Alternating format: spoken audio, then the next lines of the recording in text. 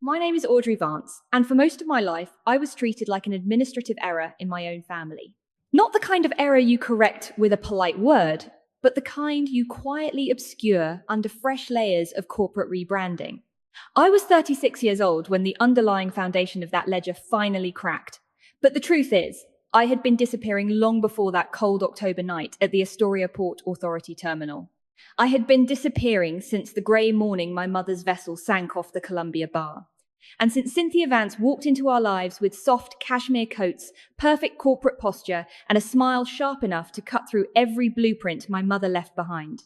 When a family casually replaces your history and sacrifice with polished marketing campaigns, would you choose to stay quiet to preserve the peace, or would you examine the foundation to reclaim what truly belonged to you?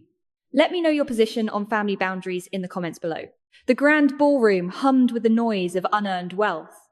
The maritime exchange in Astoria, Oregon, was packed with regional logistics executives. I stood quietly at the perimeter registry desk, tracking the entry metrics as the autumn fog rolled across the Columbia River shipping lanes.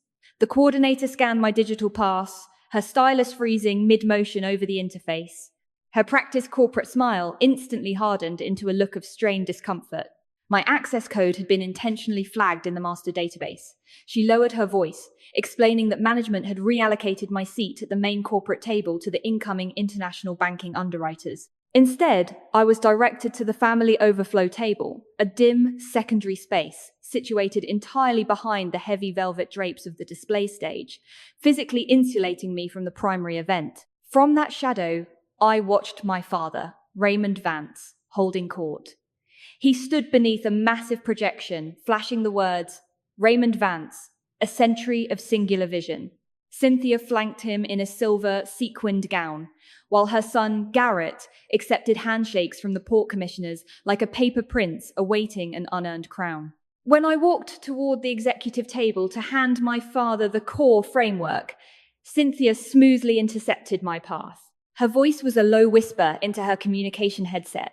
Within seconds, 2 port security guards approached to remove me and prevent an unstable scene. I offered no resistance, raised no vocal objection, and simply made a quiet, disciplined exit. Only later did I understand what that moment really meant. I stood on the wet asphalt of the harbor parking lot, listening to the distant rhythmic thud of the container cranes. That's when I realized that some things don't break all at once. They are systematically dismantled through small, polite compromises until you finally choose to inspect the foundational wells. My absolute silence during that public ejection wasn't submissive collapse. It was the calculated detachment of an engineer who knows that when a load-bearing beam is fundamentally rotten, you do not stand beneath it, screaming, you step entirely outside the blast radius and let gravity do the work. I walked to my utility truck, the plain manila envelope containing the infrastructure data rolled into a tight cylinder in my hand. I wasn't angry. Anger wasn't loud. It was clinical. I had been the silent investor in their version of family for 18 years, a subscription where I was the only one footing the bill. But tonight, the lease was expiring. This wasn't a sudden crisis. It was a complete auditing of the accounts. As I climbed into the cabin, I opened my encrypted field laptop resting on the passenger seat. It was an automated verification email from the Oregon Department of State Lands, illuminating the dark interior. My 36th birthday had officially triggered the trust covenant. The legal deed for Cargo Terminal 4 had just successfully vested into my exclusive name. The silent countdown had begun. My independence was treated like an unglamorous corporate defect. For 15 years, I had carried out the grueling, dirty labor required to stabilize the Vance fleet, while Garrett was carefully showcased on the glossy covers of regional maritime journals. While he sat in an air-conditioned executive office, I was wearing heavy diving gear, manually verifying concrete pilings and crawling through freezing ballast tanks below the river mud. The public relations brochures credited my father with the survival of the Astoria harbor, but the data logs told a completely different story. My mother, Lydia Vale Vance, was the actual architect of this empire. 18 years ago, she developed the complex mathematical models that saved the deep water terminals from a permanent government shutdown. My father had merely held a silver pen and signed the lease agreements between courses at a promotional board dinner. The moment Cynthia married into the family, she initiated a cold campaign of historical restructuring. My mother's maritime patents were quietly moved to off-site archives, and her detailed, hand-drawn vessel schematics were systematically replaced by flat, corporate digital art. Cynthia claimed the original blueprints looked too industrial, too anchored in a past that the company needed to outgrow. I remember sitting at the Thanksgiving dinner table when Garrett let out a soft chuckle, telling the surrounding investors that my preservation work was just a charming little hobby with heavy wrenches and commercial dive gear. My father simply offered a weak smile and stared straight down at his plate, choosing the immediate comfort of Cynthia's high society social approval over the legacy of the woman who had laid the steel beneath his feet. That's when I realized a profound psychological truth. A narcissist's arrogance is almost always built on an invisible lease. They will comfortably harvest your silence and your uncredited labor for decades, entirely confident that your desperate hunger for their validation will keep you from ever demanding a full accounting of the ledger. I had been financially independent since I turned 22, clearing my own engineering tuition debts and purchasing my own utilitarian work truck without a single dime from Raymond. Yet, at every family gathering, they treated me like an eccentric parasite, a historical reminder they couldn't entirely delete. I learned to stop expecting a sudden surge of parental courage from my father. Instead, I focused strictly on tracking the physical reality of the assets.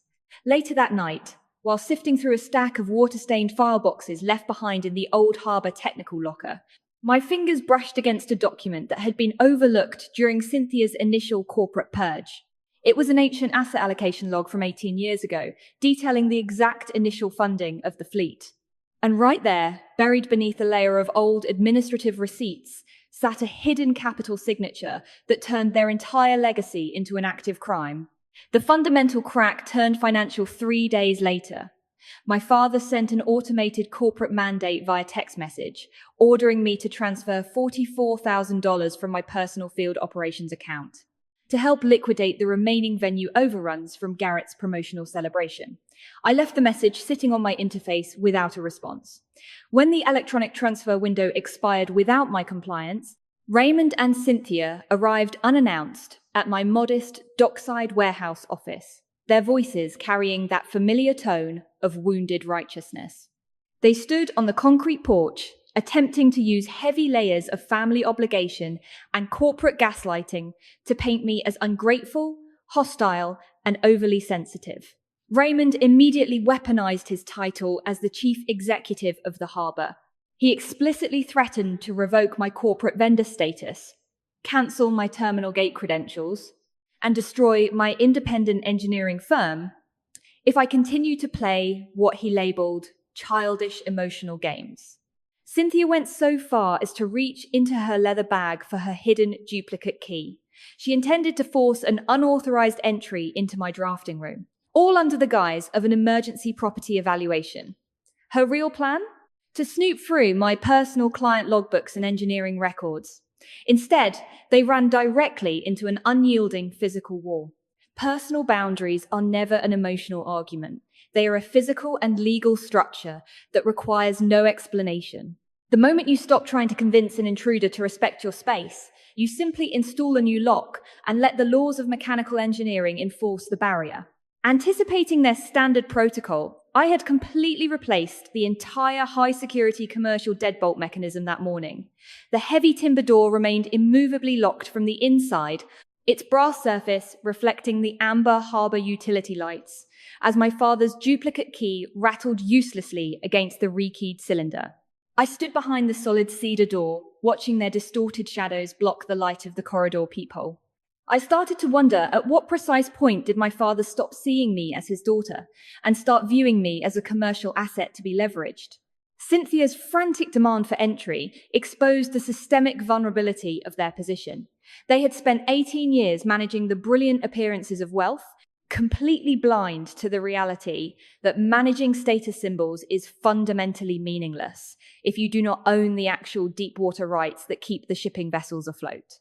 I had already secured a preliminary corporate block on all shared file servers, cutting their executive suites off from my terminal logistics data. My father's face flushed with a systemic executive anger that I could sense right through the wood. Realizing his absolute authority had expired, he pulled out his mobile phone and directly dialed the Port Authority police, filing a malicious emergency report that alleged I was unlawfully occupying commercial infrastructure and causing an intentional disruption to the entire harbour logistics network. Flashing blue lights cut through the thick Astoria fog. Officer Patricia Keene stepped out of her Port Authority cruiser, her stance completely unbothered by the damp river rain. My father stood directly on the concrete pier, his voice elevated as he self-righteously claimed operational control based on his corporate executive authority. I stepped out onto the porch with an absolute absence of emotional theatre, carrying a waterproof document case. Institutions do not recognize family hierarchy, systemic favoritism, or social prestige. They recognize the cold logic of ink, stamped seals, and verified data lines. When you stop pleading for fairness and start speaking in the unyielding language of the code, the entire room changes instantly. I handed Officer Keene the certified deeds from the Oregon Department of State Lands, along with the ironclad trust transfer documents that legally vested upon my recent birthday. The documentation clearly demonstrated that Raymond's status as a temporary custodian had officially expired, automatically dissolving his name from the property title, the mortgage framework, and the industrial utility loop. Officer Keene evaluated the official state stamps under her flashlight, turned back to my father, and informed him that the state lands code was absolute. He possessed zero legal authority to access this terminal and would be placed under immediate arrest for criminal trespassing if he did not vacate the gate immediately. Seeing the arrogant patriarch of the Vance fleet forced to physically back down on his own commercial dock by a local municipal officer provided a quiet, clinical satisfaction. He looked at me, his eyes wide with a mixture of shock and unexpressed anger, but the authority of the state left him no room to negotiate. But justice in high-stakes maritime commerce is never an instantaneous triumph. Cynthia, rapidly processing the sudden loss of real estate leverage, immediately turned to her corporate attorney. She ordered him to draft an emergency civil duress injunction to freeze my business accounts first thing the next morning, alleging asset manipulation to stall the operational handover. This introduced a highly realistic wall of institutional resistance, a grueling paper war fought through regulatory countersuits, temporary freezes, and intensive maritime court filings that would drag on for weeks. As they humbled themselves and retreated to their luxury SUV in defeat, they didn't realize the real trap had already been set. I hadn't just locked them out of the physical building. I had secured the network. Earlier that day, before I completely severed their access to the shared servers, I initiated a routine forensic sweep on the executive cloud directory. I wanted to see exactly which files Cynthia had been so desperate to download before my firewall shut her out. Since I had built their digital network from scratch a decade ago to save them overhead costs, I still held the master administrative keys. I didn't need to hack anything. I simply overrode her corporate permissions. Sitting safely in my office, I opened the digital files under the amber glow of my monitors. There it was, a scanned master PDF labeled Expansion Collateral. My pulse remained at its baseline, but a dangerous question took hold. I discovered that my father and stepmother had already listed the entire physical deepwater terminal building as primary collateral to secure Garrett's $35 million loan. How could a corporate dynasty mortgage a massive infrastructure asset they do not legally own? The truth lay buried deep in the digital port archives. I transferred the encrypted files to a secure drive and drove straight to the quiet office of Miriam Bell, my late mother's old trust attorney, away from the glass corporate towers. The room smelled of aged parchment and dark timber, a space entirely insulated from the polished deceptions of my father's boardroom. Together, we initiated an exhaustive review of the historical asset registers. As the old documents emerged from the vaults, the administrative neatness of the betrayal became clear. 18 years ago, Raymond and Cynthia hadn't financed their initial shipping fleet with self-made capital. They had systematically manipulated a restricted land trust left by my mother's family, quietly diverting $1,500,000 in commercial revenue, intended solely for my specialized marine engineering training and harbor development. They had artificially manufactured my entire youth of financial stress, leaving me to clear student loans on commercial diving rigs while they funded Garrett's luxury lifestyle with my stolen equity. But the underlying maritime data revealed an even deeper foundational fracture. The heavy harbor machinery, the container tracking software patents, and the deep water terminal leases were never corporate property. They were legally held under an independent utility entity named Val Logistics Infrastructure Utilities. According to my mother's original trust covenant, the entire framework automatically transferred into my exclusive legal control on my 36th birthday. By listing these unowned operational assets as primary collateral to secure Garrett's $35 million international expansion loan, my father had committed severe federal collateral fraud. I traced the faded ink of my mother's final signatures, juxtaposed against the crude, hurried strokes of my father's authorizations. Every line of data was an indictment of the people who had spent decades treating me like an inconvenient charity case. They had reaped the rewards of Lydia's technical genius, while ensuring her daughter remained an outsider to her own legacy. Only later did I understand why Miriam Bell had guarded these original trust documents for nearly 2 decades. 18 years ago, my father had ruthlessly fired her as the corporate counsel to cover his tracks, but he didn't realize Miriam had secretly retained the unalterable master shadow ledgers. It was a deliberate protective contingency left by my mother. Lydia knew that an immediate inheritance would make a young girl a target for my father's gaslighting operations. She required me to build real, unyielding technical competence and emotional maturity in the mud of the shipyards first, ensuring that when the reckoning finally occurred, I would have the discipline to deploy the facts without collapsing under family pressure. Deep betrayals are always carried out with a highly polished administrative neatness.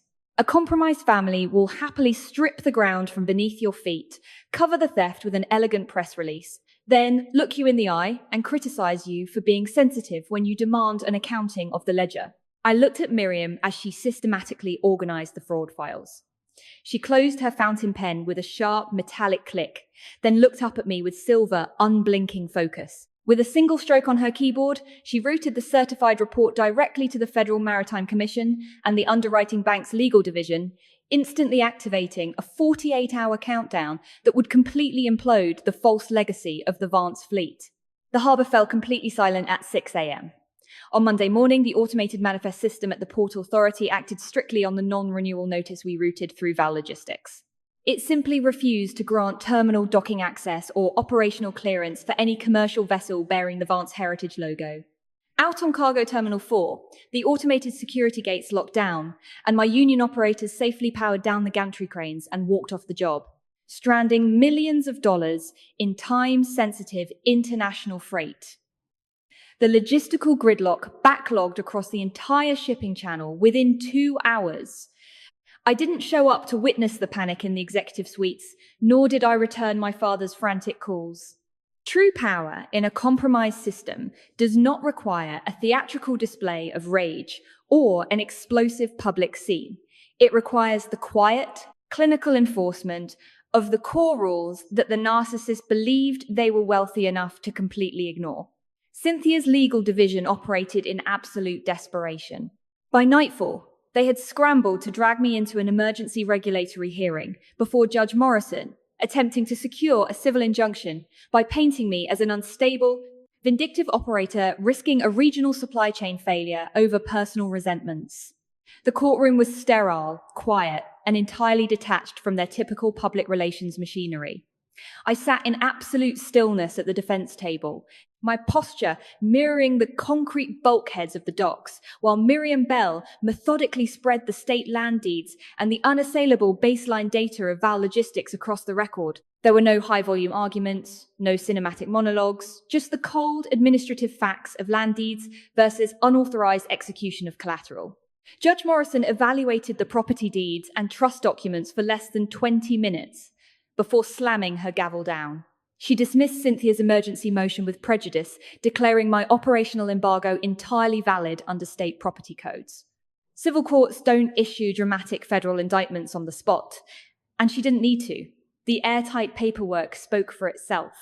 She coldly reminded my father that the court would not assist him in unlawfully accessing an asset he did not own. Cynthia's face went entirely white under the fluorescent courtroom lights, the polished veneer of her social standing fracturing beyond repair. But the real death blow didn't come from the judge. It came from the banking sector. Right there in the middle of the quiet room, Garrett's phone began to vibrate violently against the heavy oak table. He stared down at the illuminated screen with a look of unvarnished terror. The certified fraud report Miriam and I had routed to the underwriters 48 hours earlier had finally triggered the bank's automated risk protocols. A high-priority notice from the International Banking Consortium was flashing across his screen, an immediate, total freeze and withdrawal of their $35 million liquidity limit due to a fatal violation of collateral transparency clauses. The corporate collapse was slow, grinding, and completely permanent. The paper trail from that civil hearing, combined with the bank's immediate asset freeze, triggered an automatic red flag at the Department of Justice. Over the next 6 months, federal criminal investigations and civil court proceedings systematically dismantled the grand illusions of Vance Heritage Marine. The final judicial decree required a mandatory $2.3 million restitution payment for the decades of unauthorized trust exploitation. Unable to secure alternative commercial credit lines or hide behind their polished public relations facade, my father and Cynthia were forced into a raw liquidation of their assets. They sold the waterfront mansion, their vehicles, and every superficial token of their high society life, moving into a generic apartment on the industrial edge of the city. Raymond was sentenced to 3 years in a minimum security federal prison for his role in the massive financial manipulation. Garrett's tailored suits and expensive corporate education proved entirely useless without stolen capital to prop up his authority. He was forced to accept an entry-level logistics coordination job for a mid-sized cargo competitor, tracking basic terminal manifests under strict daily oversight. I chose not to absorb the family firm to rule over a broken corporate dynasty. Operating with absolute emotional detachment, I simply leased the deepwater docking infrastructure to a global maritime conglomerate. This clean transaction guaranteed my lifetime financial independence, secured the long-term employment of the harbour workers, and allowed me to establish the Lydia Vale Foundation for aspiring female engineers. 3 years passed. 3 years passed. Yesterday morning, I walked the Astoria piers at sunrise. The river fog was thick, obscuring the distant horizon, but the concrete bulkheads beneath my boots felt completely solid. I caught sight of my father standing near the main perimeter gate. He looked remarkably thin, his hair entirely grey, stripped of the grand executive titles he had sacrificed his integrity to maintain. He moved toward me carefully, asking if we could step inside the technical office to discuss a path back to a normal relationship. I looked at him, then turned to the newly installed bronze memorial plaque anchoring the terminal wall. I used my hand to wipe away a fresh layer of river salt from her name, Lydia Vale Vance. I didn't yell, and I didn't offer a forced artificial reconciliation. I simply established an unyielding boundary. I informed him that he had every right to stand on the public dock and read her name, but he no longer possessed a seat at my table. I watched him walk toward the commercial transit line, his shoulders hunched against the freezing Pacific Northwest rain. Real resolution isn't about setting fire to someone else's house out of spite. It is about possessing the absolute discipline to stop letting toxic people diminish your space. It is about building a life so structurally sound, so unbendingly honest, and so anchored in reality that their manipulation simply ceases to be a load-bearing element in your psychological architecture. The waves will always break against the rocky coast, but when you control the deep water rights, the anchor holds firmly beneath the surface. Have you ever had to step away from an exploitative family dynamic and build your own foundation from nothing just to protect your sanity? What would you have done if you discovered the data was entirely on your side? If this story resonated with you, I would really like to hear your perspective on boundaries in the comments below.